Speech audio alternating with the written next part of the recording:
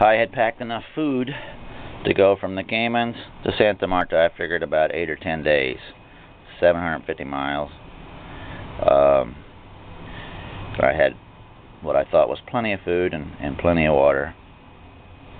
I was shooting for New Bank, which is here, and I drove the boat out, sailed the boat out in front of the Cayman Islands in this area, and I beat on the boat for about 4 or 5 days trying to see if it was going to hold together, because if anything happened, then I could easily drift right back to the Caymans and get back in.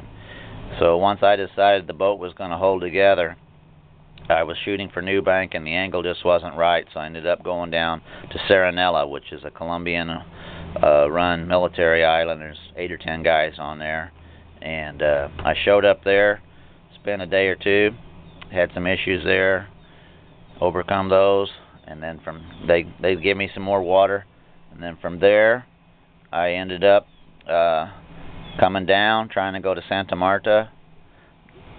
Wind and angle, currents, everything fighting with me.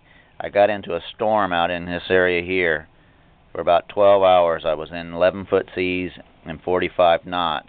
While I was in the Caymans, I had hooked up with some fishermen, so they were actually talking to me on a daily basis. A guy named Royce just really helped me out. I mean, these guys really took care of me as best they could over the radio, and just can't thank all these people enough. They just managed to keep my head straight and keep me going. Anyway, so I tore off the whole front part of the boat as far as the tramp area. I lost a good fold-up dinghy. Kayak was lost, but the boat physically stayed together. And at that point in time, you know, I actually had a couple moments in this area here where I knew I was going to die. I just didn't know how soon, if it was going to be 15 minutes or 40 minutes. But I just started gaining confidence in the boat after a couple of those episodes, and the whole point being was to stay in the boat. The boat will float if I just keep it going. So anyway, I could not, at the angle I was going, I was concerned that if I had the motor, I would not have enough fuel to motor into Santa Marta, so I ended up sliding down to Cartagena, pulled in there, and spent one full day, got about $50 worth of gas, I guess, and which there it runs about $4, $5 a gallon, so that's like 10 gallons of gas. And it took me a day or two to motor up to Santa Marta.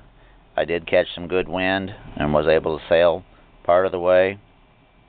I pulled into Santa Marta around 17 days into the trip. I didn't catch a fish. From Serenella to Cartagena, I didn't catch a fish. 10 days, roughly, out, and I did not catch a fish.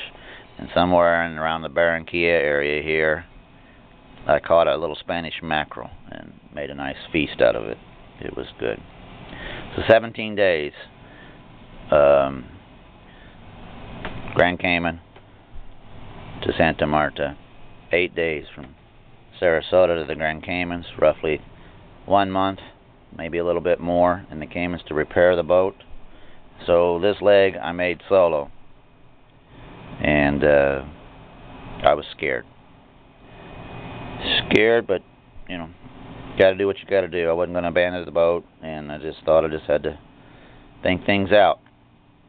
I had lots of problems, and just was able to manage to come up with the answers, or a workable solution to get it going, keeping the boat going.